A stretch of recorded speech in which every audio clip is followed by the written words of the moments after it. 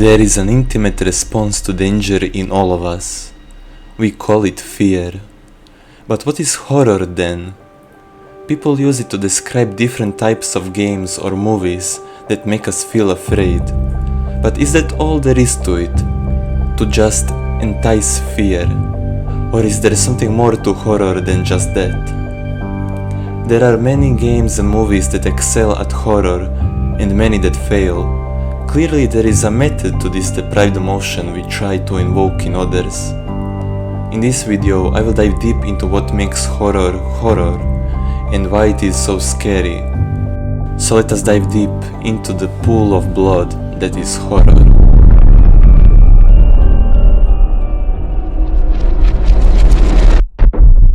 Horror isn't an emotion, but rather a category of emotions that cause discomfort in us. And it is these emotions the developers of horror games and the directors of horror movies target to invoke horror. But of all the emotions that fall into this blasphemous category, there are three that stand out the most. I will refer to them as the three pillars of horror.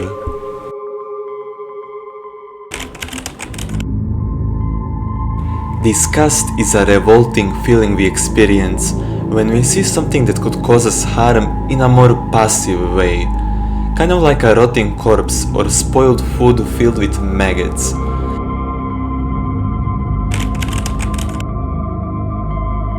Shock is a more fleeting feeling that raises your guard and makes you tense, whether it is because there is an animatronic screaming in your face, or because you saw something totally unexpected.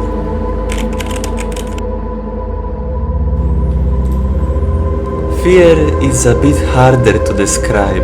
It consists of multiple layers, which I will elaborate on a little later in the video. But a good quick example of it is getting followed at night by strangers while you're walking home, or knowing that something is after you, but you don't know where it is or what it is. There are other feelings that can help to enhance horror. But after my research, I have found that these three are the most commonly used and are the most effective in evoking horror. Speaking of which, let's take a look at how video games actually utilize them.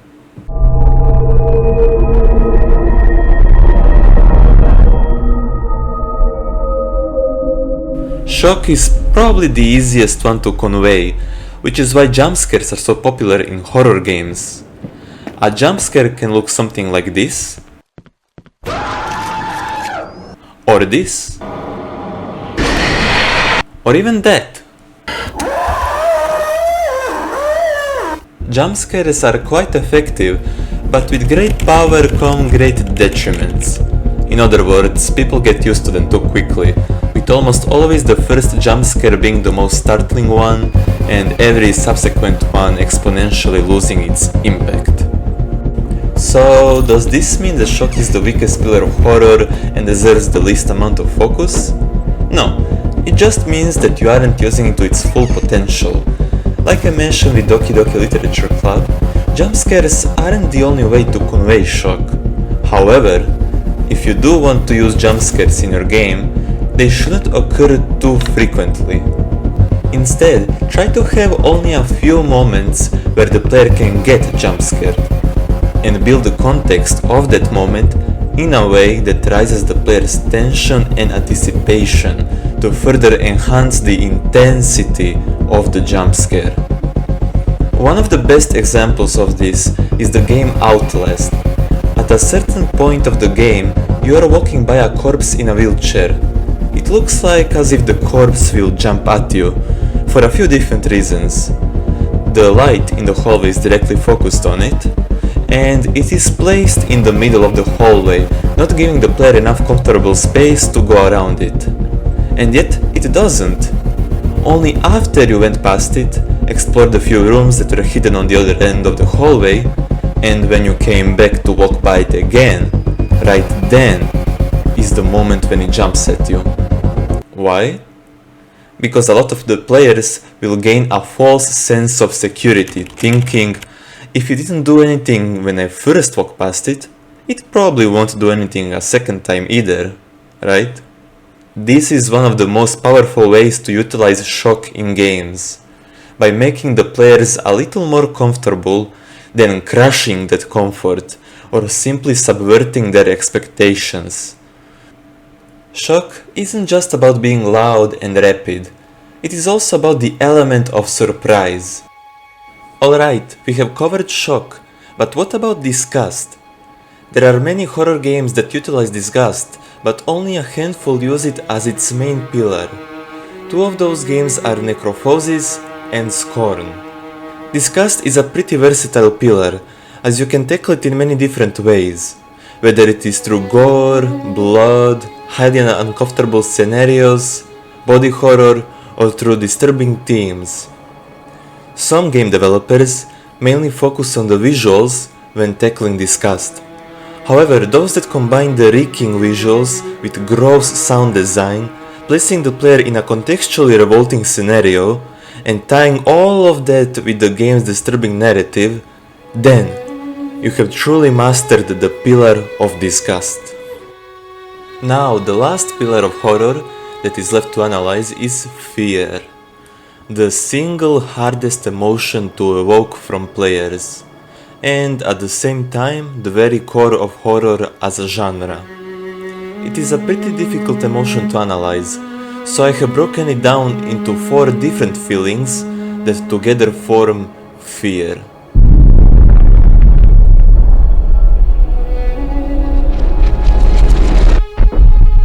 Unease is the starting point. It's when you know something isn't right, but don't know what. A very subtle and uncomfortable sensation that the uncanny valley wields. Good horror sets the foundation of the story and the setting using unease in mind, and bad horror skips this feeling entirely. Dread is the unconfirmed, a gentle suspicion that not only something isn't right, but it is present. You are at the very least aware of it, even if you don't know what exactly is watching you when you turn around. Something is following you. Something is happening.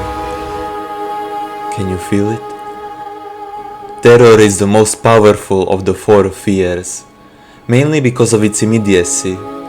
It is when the monster first comes out and starts chasing you. It is shock mixed with fear, as it requires you to act in the moment, triggering your fight or flight response. If you want to capitalize on this feeling in your horror game or movie, then your monster, or whatever the threat is, must be held down as much as possible and used as scarcely as you can manage. By overshowing the main terror of the experience, it will ultimately diminish the feeling as the players or watchers will get used to it. And then there is horror, arguably the weakest type of fear, but also the most important. Horror is the revelation. It's when the threat is clearly visible and you begin to understand it. Realizing the monster stalking you is a werewolf. Realizing why people around you are running away. Horror is the punchline of fear and the release of tension. Fear is a roller coaster. Unease is its starting point that is building the foundation. Dread is the increasing build-up. Terror is the immediate rise of tension and panic, the climax. And horror is the cathartic release of tension. If you plan your events in this step-by-step basis, you will manage to deliver fear in a more concrete fashion. Is focusing on these pillars alone enough to make a good horror game? Unfortunately, no. There are a number of other factors at play here that, if done wrong, can compromise the experience. For example, the pacing of the game. Overexposure to certain elements can diminish the weight of a certain pillar of horror. Excess of information or action can give the player a sense of security and confidence. Or plainly failing to hit the tone correctly can diminish the feelings that evoke horror. However, I do think we can answer the question as to what makes horror scary. It is the feelings that our bodies are engineered to feel when confronted with certain scenarios or visuals. Understanding our nature, the way we think, process information, and how humans evolved as a species. Horror is a category of things harmful to us, and the fear is a feeling our bodies evolved to feel as a defense mechanism to those things. All for the betterment of our survival. As redundant as it may sound, danger is what makes horror scary.